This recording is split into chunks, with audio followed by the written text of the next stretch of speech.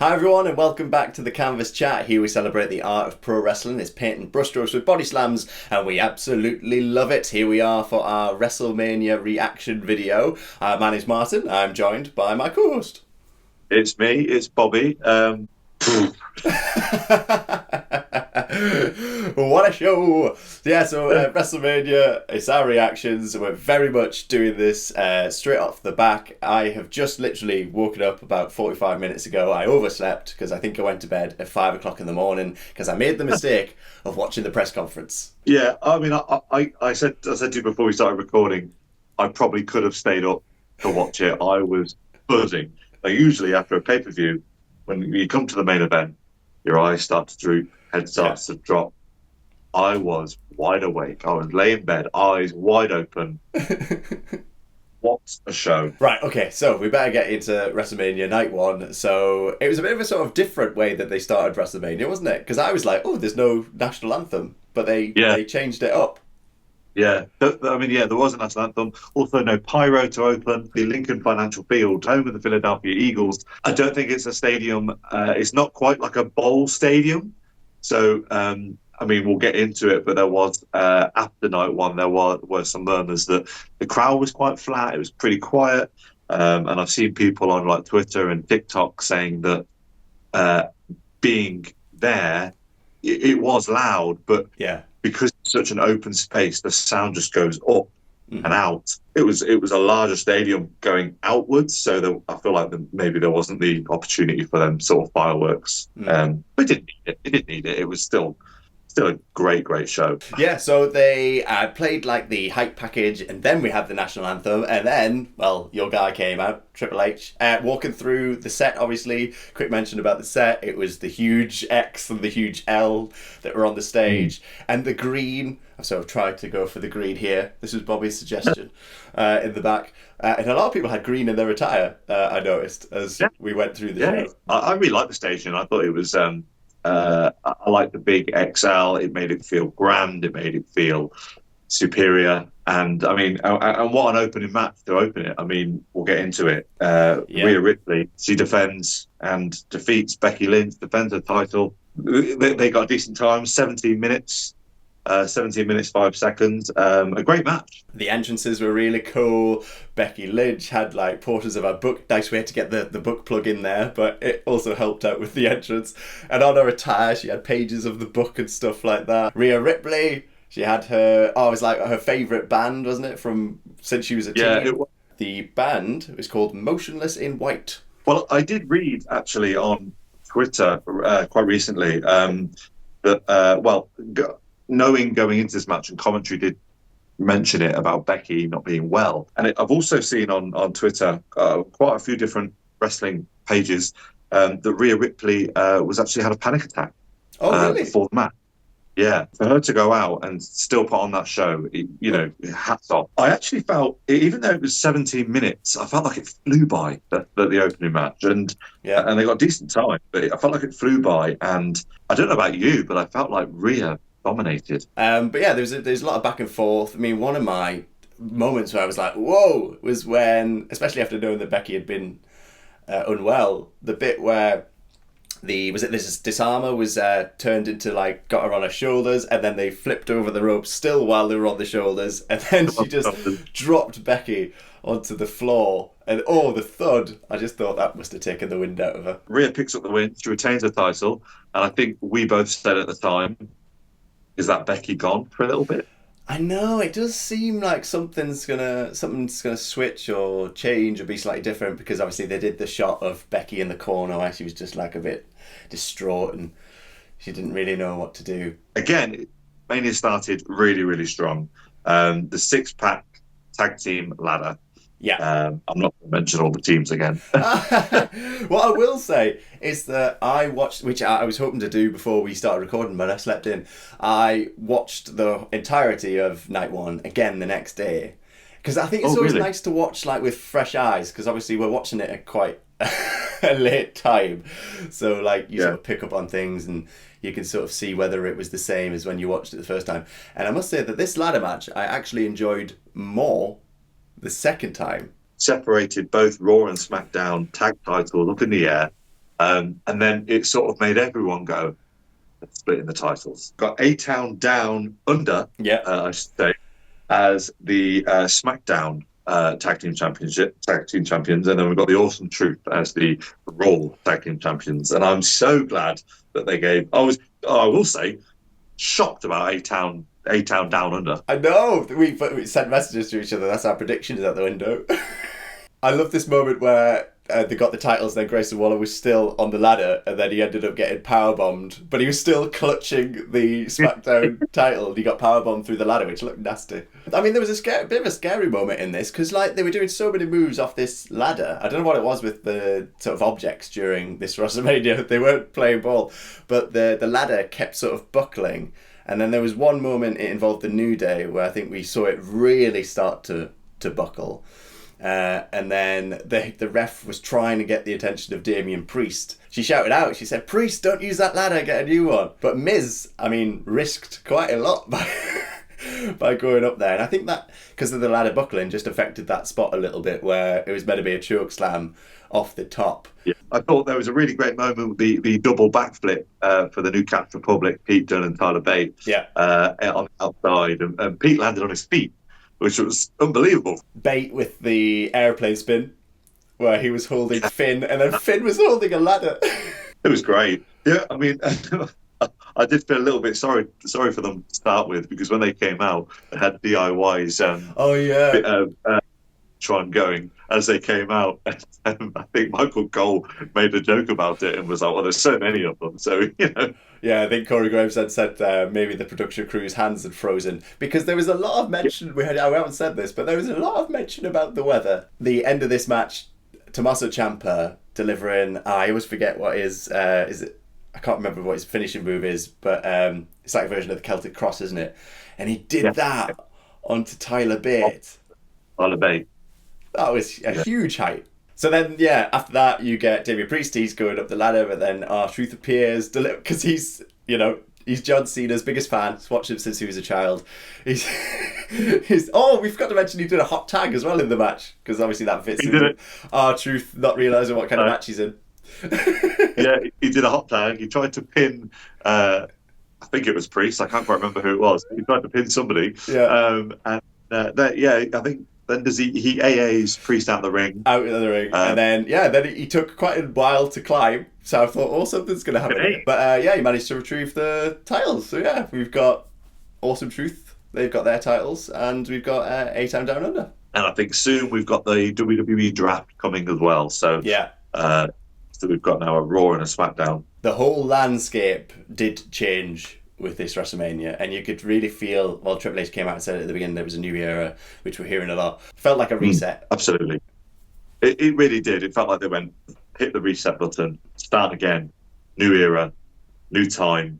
I want to go watch this next match again, because when I watched it for the first time, I thought it was okay, but then actually I've seen clips of it again, and it actually looked like a really good match. Mm-hmm. And it's Rey Mysterio and Andrade defeating Santos Escobar and Dirty Dominic Mysterio. Yeah, there's some really cool moves in it, and moments which you would expect from like the skill that everybody in that match has. So there was a last minute turnaround where Dragon Lee was taken out, and then Carlito was sort of hanging around. So I thought, maybe there's going to be there might be in the future a Carlito turn. Maybe he took Dragon Lee out so that he would get the space, but then Ray picked Andrade. I mean, some of his choices are quite questionable. Andrade and Rey Mysterio were on the outside, but they were on the second turnbuckle, and they were on each other's shoulders, and then they did a cross body, but as they were still connected.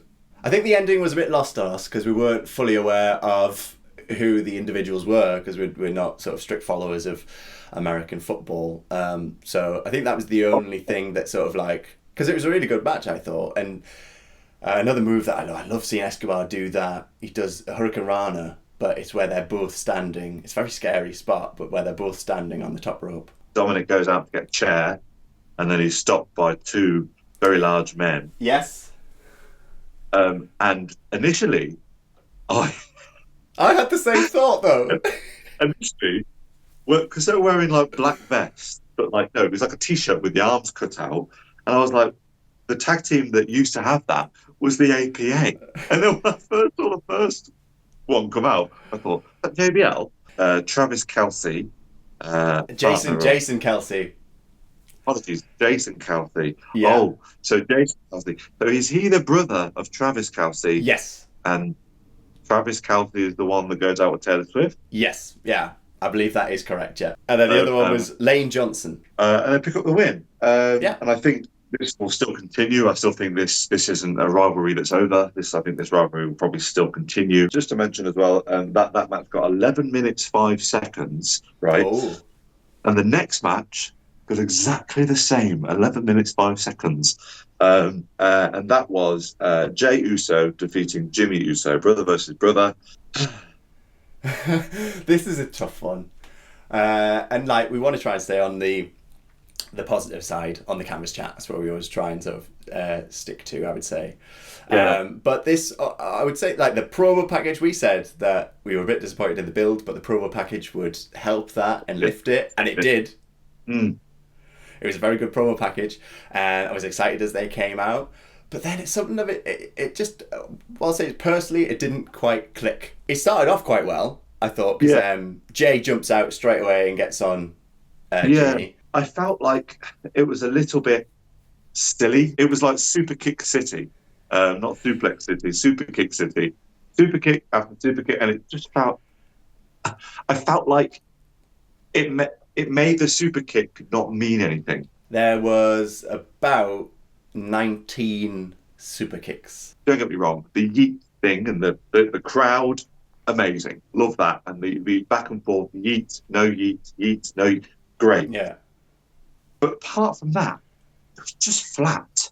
I don't know. I feel like there should have been a connection to the bloodline in it, and there should have been showing the love that they've obviously got for each other. I wanted to see that. I wanted to see some emotion. I wanted to see some, I can't fight you. You're my brother. I wanted Rikishi. Well, there was no solo. There was no Rikishi. There's no outside involvement. Jay picks up the win. I think it just comes out of a place where we both know that they could do it. They're both unbelievable athletes. They're one of the best tag teams that we've seen in the past 10 to 15 years. And I felt like this should have stole the show. This should have stole night one. Next match was the 6 women tag team match. Bianca Belair, Jade Cargill, and Naomi defeat Damage Control. The shortest match on the card, only got 8 minutes. 8 minutes 5 seconds. The entrance was quite cool, but quite weird. I don't understand why they had that little lift that took them up to then just get off and walk down. It just felt a little bit strange. If there was anything that said they were going over, it was the fact that they had an entrance where they were basically like descending like superheroes. I was trying to work out if Naomi was also in on this theme, but it looked like Bianca Belair had gone for Cyclops X-Men glasses to fit in with like the Storm character. But yeah, I couldn't think. I couldn't think if Naomi had done anything. She had a big hat, but I couldn't think of anyone. Bianca Belair and Jade Cargill are going to beat Asuka and Kairi Sane to win the Women's Tag Team Championships. And I think your prediction, which was they're going to get the tag team titles and go on and run as tag champions, I think they will, and I think that'll elevate the Women's Tag Team division. So Bianca Belair, Jade Cargill, Naomi pick up the win. Pretty dominant, as expected. The women's division in WWE at the moment is probably at the best it's ever been, and we still don't have the likes of Charlotte back. Just to mention, in NXT, there is going to be a Women's North American Championship, which is so great, because we've never really had a secondary title for women's. Yeah, I was buzzing for that. I wonder whether they're going to do something like that on the main roster. I'd love that. Some would say this stole the show. It got 15 minutes 30 seconds, and it's Sami Zayn defeating Gunther to become the new Intercontinental Champion. This was, as they say, a Wrestlemania moment. It was a shocker. Do you know what? You've got that spot on there, shocker, because going into it, Sami's seen backstage with his wife and his son. And his son's, it was really sweet. He was like, "Are we going to hear your music?" And he's like, "Yeah, we'll hear it in a minute." And then the camera follows him into Gorilla. And who's there at Gorilla? His best friend, Kevin Owens. Yeah. So you can do this. You've got this. This is your time. This is your moment. And I just had a feeling they were going to take it away from him. I had a really horrible feeling deep within that Chad Gable was going to get involved. He bumped into Chad Gable as well on that walk, didn't he? Who said, He "You're did. going to owe me a favour." He did in his blue suit, looking dapper. Yeah, and I just thought, oh, he's in a suit. He's in a suit. He's looking corporate. Sami Zayn always has a massive connection with the crowd. He can just pull it out of you. And that's the Sami Zayn we saw in NXT for so long, that then we didn't really see on the main roster. And then since like the Bloodline and everything, we've saw that Sami Zayn come back. And you know I love Sami Zayn. We went to a Comic-Con once, didn't we? We went as Sami Zayn and Kevin Owens. I'd love him to be in the main title picture, but this, after the run that Gunther has gone on, the record that he set, the way he's elevated that title, this was just like winning that big championship. And this is the point I'm making about big stars elevating big titles and making them mean something. Gunther was beating down Sami. Sami was getting a bit of offense in every now and then, but then he was always getting cut off. And then Gunther started like picking on Sami's wife and talking trash to her and stuff, taking his eye off the ball. It was this moment was almost like what I tend to do sometimes in the WWE 2K games, where you refuse to go for the pin and you keep like diving from the top rope onto your opponent. On one of those occasions, Sami Zayn hits the haluva kick, and then I thought he was just going for a normal superplex, but then lifts him up, turns him round, brainbuster on the turnbuckle, 2 haluva kicks, and he won. Fantastic match, and I'd say it probably stole the show for the emotion and for the unpredictability. So at this point, there was about 55 minutes left, I believe, or like an hour left of the show, if you're like counting before the entrances. So yeah, as you said, there was about an hour left that we calculated. It said before we thought it was going to be about 4 hours per night, and there was about an hour left. There was 16 minutes of entrances for the Bloodline, The Rock and Roman Reigns with Paul Heyman. And then Cody Rhodes and Seth freaking Rollins.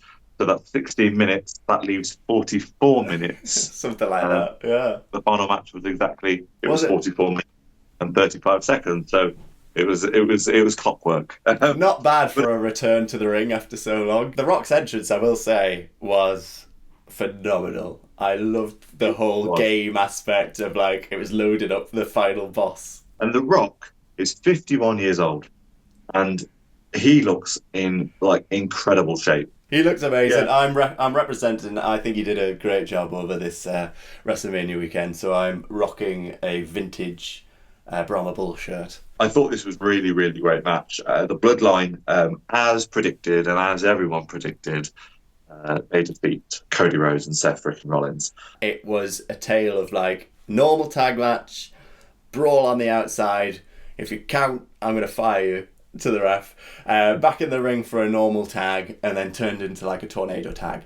The fact that it was 44 minutes, I didn't get bored at any point. I didn't expect it to be this. I didn't expect it to go on so long. I didn't expect it to be as there was beatdowns, and they were, Cody was out, Roman looked hurt, Steph was like destroyed. His leg, was it his knee? I believe. Yeah, working his leg. And all it did was made you think about night 2. It made you think, oh my god, like what happened in night 2? Rock bottoms through tables.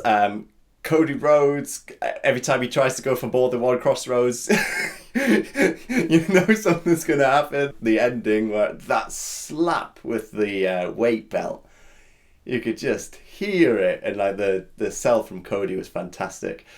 And then rock bottom, people's elbow, Bloodline win. I like the Bloodline people's elbow. I like that. Yeah, it was different. I know we're not going into the details of every match, but honestly, just watch these matches that we're so excited about because so much happened. All right then, so we better rattle on because we are a bit short for time. So we're going to go to WrestleMania Night 2. And I will say, before we cover any of this was as near perfect a card, a Mania night as you could get, in my opinion. I thought the flow of this whole show was fantastic. This whole night, I think I will watch again quite a lot in the future. I thought it was brilliant. Wow. Just wow. I was absolutely blown away. As it started, I felt like the energy was just through the roof. I mean, there was no roof, but the roof up and out, and it was like the crowd was better. As Michael Cole said, it was slightly warmer. Michael Cole, by the way, I mean, the voice of WWE. Is it 20? Oh, I can't remember. Was it his 23rd Mania or something? He was saying he is so special to the WWE. He not only is a fantastic commentator, but he knows the business like the back of his hand. He's been in the business since he was like, in his 20s. Just a legend. You can feel the respect from everyone, I think, as well. I don't think they missed a beat on this night too. No. Every match was either it meant something, it was fun, I was either laughing, I was cheering, I was nearly crying. Went through everything. It really, really had everything, and I'm getting goosebumps talking about it. It was that special. Yeah, we had that fantastic performance it wasn't the national anthem, it was a different song, and unfortunately I can't remember the names of the people that performed it, but what a fantastic job they did, and that really lifted the energy. What a surprise, we'd had Triple H on the first night, and then out comes Stephanie McMahon, giving all the praise to Triple H and welcoming everyone to WrestleMania. So yeah, I just thought I would mention that, and everyone seemed to be thrilled that she was back. Yeah, really nice moment. The opening match, the World Heavyweight Championship. It was 10 minutes 30 seconds. Really? It was only 10 minutes. Drew McIntyre defeats Seth frickin' Rollins. CM Punk's on commentary. I haven't got some of his lines written down, but he delivered some crackers. Seth Rollins came out in his gear, and obviously it was something to do with Philadelphia, and is it New Year's Eve? CM Punk just goes, look at this goof. But straight from the off, we get a Claymore, and we thought it was over, but it wasn't. It kept going. You were saying, I think Drew McIntyre needs a new finishing move. There were so many, because the Claymore, I feel, is such a big finisher. He does the 1, 2, and then does the Claymore. And I felt that he was just doing loads, and he was kicking out of all of them. But what a difference to, obviously we were saying about Jimmy and Jay with all the super kicks, and there was quite a lot of the same finishing maneuver in this particular match. But there was just something else about the drama, about the pace of it. Great way to open the show. What pace! I think we're going to add this match to our top 5 opening matches of WrestleMania. And we'll get to the end in a moment, because that alone was a incredible moment. Quite shocking was Seth put up a fight. I thought Seth was going to come out with the bandages around his stomach, or his knee with a brace, or I thought he was going to come out with something that would show that he's struggling. But no, he looked ready to fight. He looked ready to defend. He doesn't. Drew picks up the win. Yeah. I was so happy. I was so elated, and they took time to give Drew the title. He had that moment. He had the moment with the fans. It went off for a little bit. He gave it to his wife, I believe. Something I will just mention before the match. He goes over to his, we assume, wife, and takes her phone, or his phone, and sends a tweet. He sends a tweet before the match starts that says "bored at work, lol." No, it was during the match. Oh, was it during? Yeah, sorry. It was during. He knocked down Seth, I think, and then he did it during the match. And then actually, he quote tweets that tweet himself after the match. The word that I won't repeat, because we are a PG show. Yeah. But you can go check it out for yourself. So he's gloating with the title.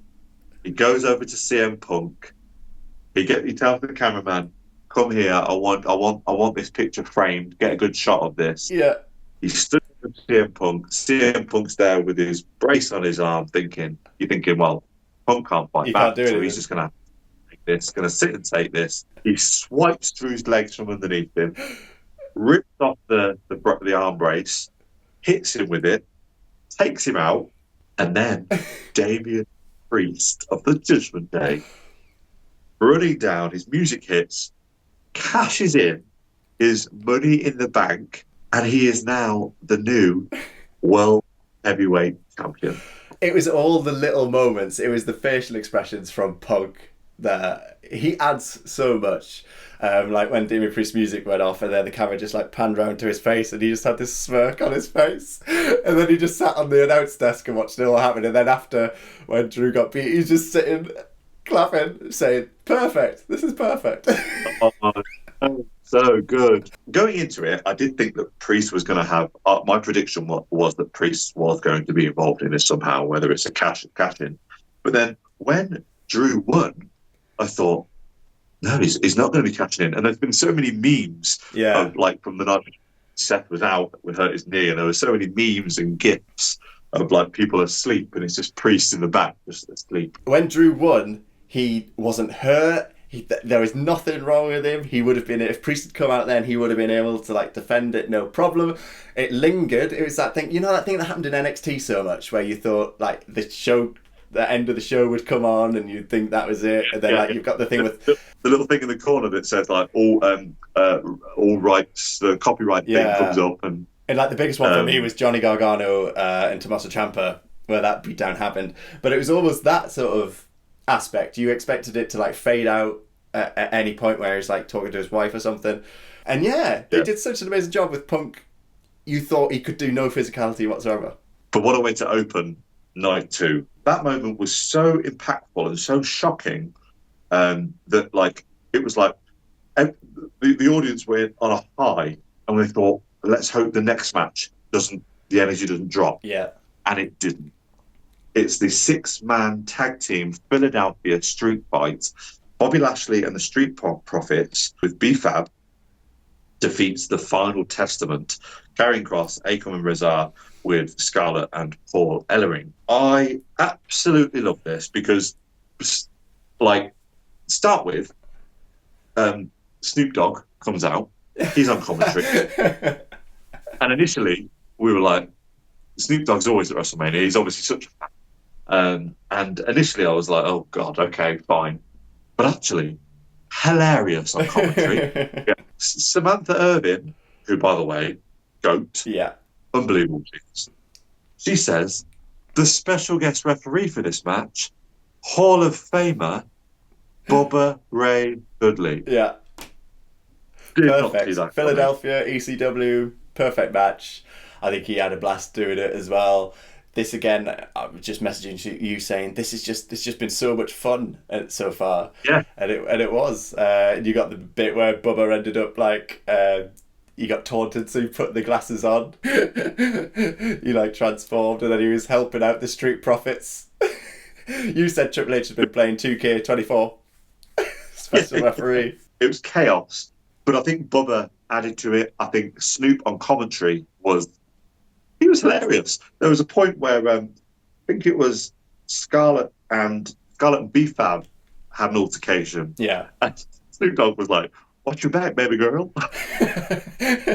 He was so soft-spoken, wasn't he? On the mic. You had to like really lean in and listen. And this was a match that, you know, you'd often think, oh, maybe this is just going to be a little bit of a filler match. But actually, they didn't really go anywhere else but the ring. Yeah. They didn't venture the crowd, which I probably predicted. Even though there was a moment where the table didn't play ball, a bit like the ladder, where the table like collapsed when they tried to put Karrion Kross on it, they were just like laughing about it and just like got a new one and stuff, and even that like didn't affect it. The next match was a match I was really looking forward to. LA Knight defeats AJ Styles. There was a huge story going into this that we spoke about on our predictions. AJ got his new music. What did you think of that? Yeah, I think it worked. I mean, it was like a slowed down version. I think it still said you don't want none. I think it still had that in there. And then also he's got like the, I always equate this to the Bob Holly entrance. Bob Holly when he used to have, how do you like me now? But now you've got AJ, he's got like the speaking bit at the beginning. I wasn't expecting you to compare AJ Styles with Bob Holly. But no, it was a really fun match. In fact, a little bit chaotic. Great moments in it. LA Knight's a star, and what better to put in the ring with a star like AJ Styles. I think LA Knight needed the win. He needed this big WrestleMania win. They got decent time as well, just over 12 minutes. Crowd was really behind LA Knight still. Loads of yeahs, and he's just got charisma, hasn't he? He's fab. I'm looking forward to seeing what happens, whether he goes into a program with Logan Paul. That might be the next thing. Leads nicely into the next match. triple threat for the WWE United States Championship. Loved this. Absolutely adored it. Logan Paul, with his prime bottle, which we'll get to, defeats Kevin Owens and Randy Orton in a super fun match. Just to quickly mention, Logan Paul comes out in a prime truck. Kevin Owens comes out. Firstly, you first spotted it, the ECW. Yeah. He had like the KO logo was all ECW sort of style, and on his shorts as well, he had that. He comes out and goes back. He's in a golf buggy. Comes out golf buggy, drives himself to the ring. Randy Orton's music hits, so he thinks, I'll go pick up Randy. Back up the ramp, and he's like, get on, let's go beat up Logan Paul. And Randy gets on top, gets on the back, and Kevin Owens zooms down. You can see Randy go, slow down. It was the quickest Randy Orton entrance we've ever had, because he normally walks quite slow. It was, and maybe it was an idea to speed up the entrances, I suppose. There's no one, in my opinion, like Kevin Owens. The way he is so like loud in the ring in terms of like when he's talking, and like, but everything he says is always such like so hilarious. That really adds to his. But not only is he great in the ring, but him doing all these, really loud talking in the ring and, just shouting abuse at the other stuff.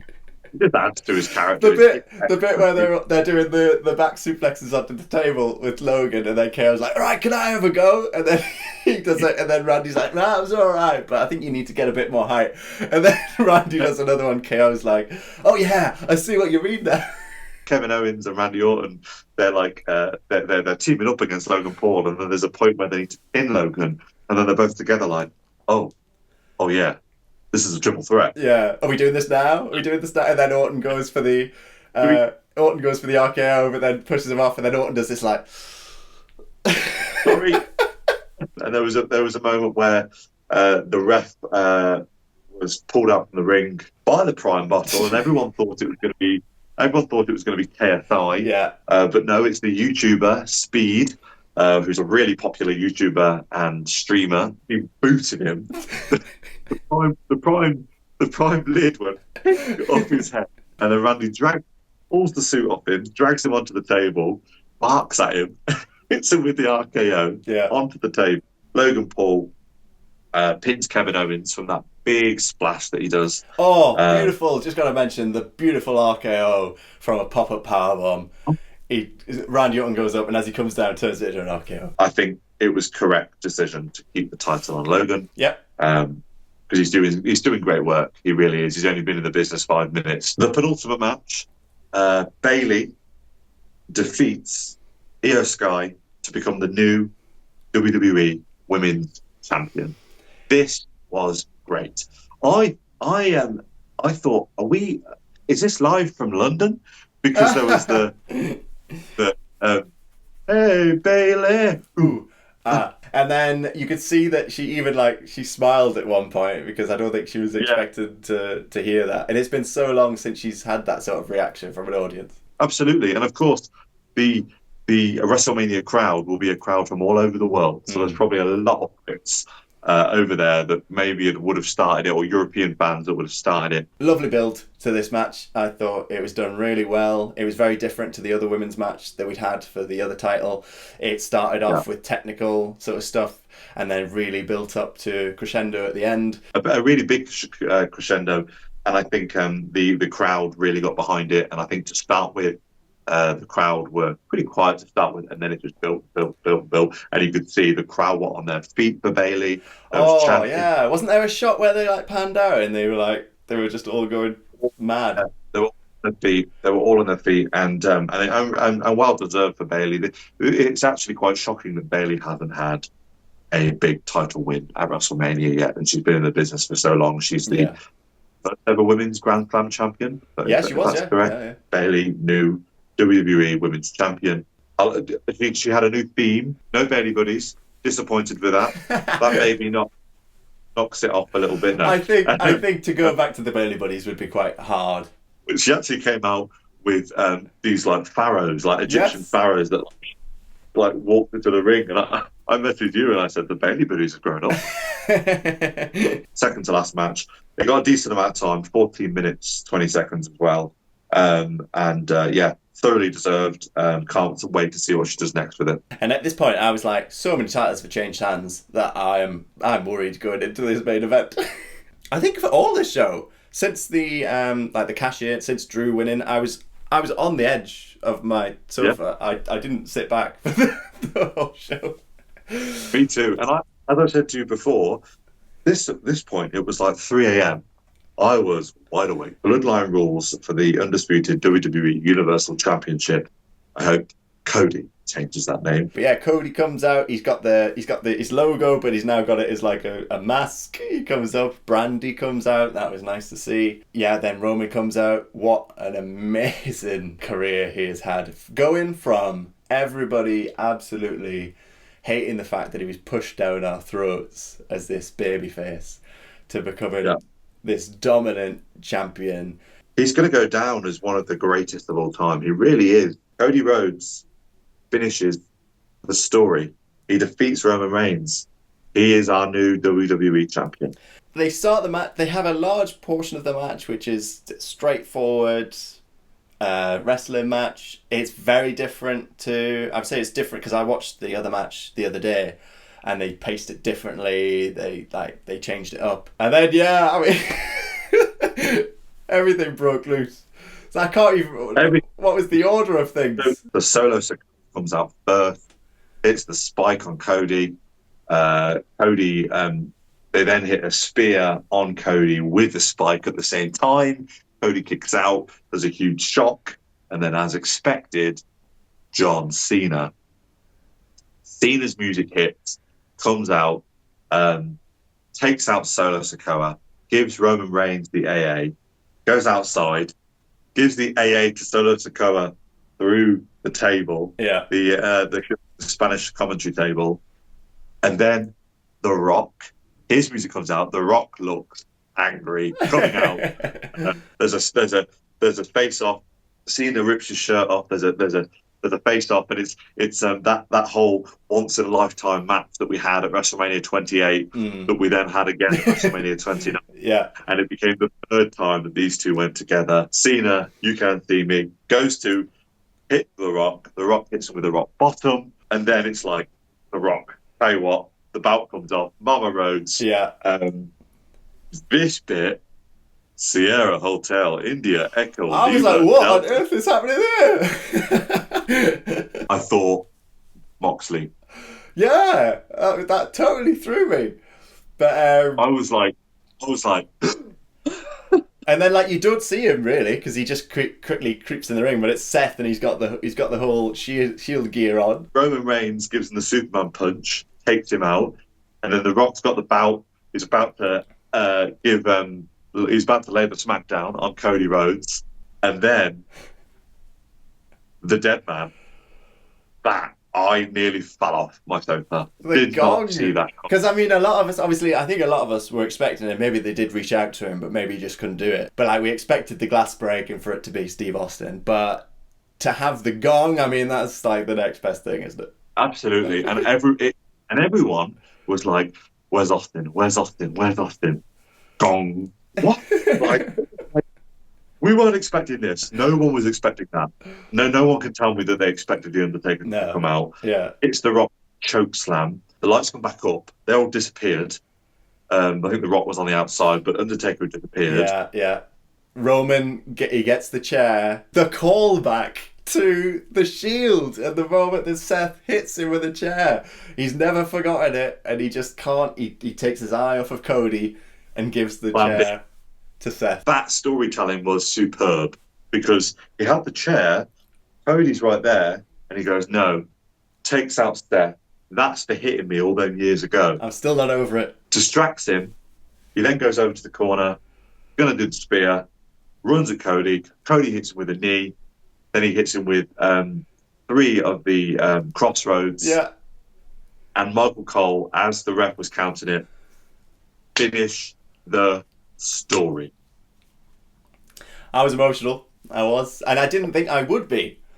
But there was just something about when that 3 happened. And there's just something that connects me. I don't know what it is. It just connects me to Cody Rhodes. Maybe it's just that thing if you think he's being genuine a lot of the time, you know. And in this day and age of like, you know, men don't show emotion and stuff like that, and you get in someone who is, and it's not a weakness, it's a strength. Yeah. I think that's really powerful. And we got that. We got what I wanted. We got the WrestleMania 10 celebration. Yeah. Rhodes' family came into the ring. There was a really nice moment where he gets the mic and he says, "They're not gonna want me to do this. Yeah. They're not gonna want to come out, but I want Bruce Pritchard and I want Paul Triple H Levesque to come out. Yeah, because I owe a lot to them for this. You know, I'm they're the reason I'm here." But the bit that got me, I was fine. The bit that got me is when he went to the outside and Michael Cole was really teary. Yeah, and I was like, "Oh God."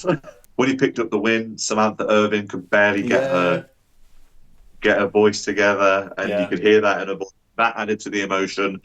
And we predicted, and I think I said on the prediction, I predict Cody to win, but I think he's going to win with help. But it's going to only be help that he deserves, and it was. And it didn't affect him versus Roman, essentially. Mama Rhodes gets the title. Seth Rollins is just really emotional. I forgot to mention as well at the beginning when Drew McIntyre won the title and how emotional Seth Rollins was, and he said, "You deserve that." I mean, he obviously lost it again, but that was a very special moment. You could just really feel that he was. I don't know. I found something actually. I found on Instagram, so this isn't my thing, this is from Eggs of Pro Wrestling. It's called The Art of Storytelling. Drew warned Seth for the past month that he was too obsessed with the bloodline and it would cost him the world title. Ultimately, Drew's obsession with CM Punk cost him the world title. Seth came out with the Shield theme and gear because he knew that trauma was Roman's weakness. Seth sacrificed himself so Cody could beat Roman. And Roman's still looking for his revenge because he has still not moved on from everything Seth did to him. And as Seth said, only he knew how to beat Roman Reigns because he knows what triggers Roman and hence again proved why he will always be Roman's biggest fear. So at the end of the day, like, Seth was a huge part. Fair play to whoever that is, because that's unbelievable. Yeah. That's really great putting it into a sentence. Putting it into a little paragraph there. That's incredible. What storytelling, a special moment that we'll remember forever. Yeah. It was amazing to see. It was history. It was them really hitting that reset button, like we've said. We go into Monday Night Raw. We've got new champions. We've got like so much to expect.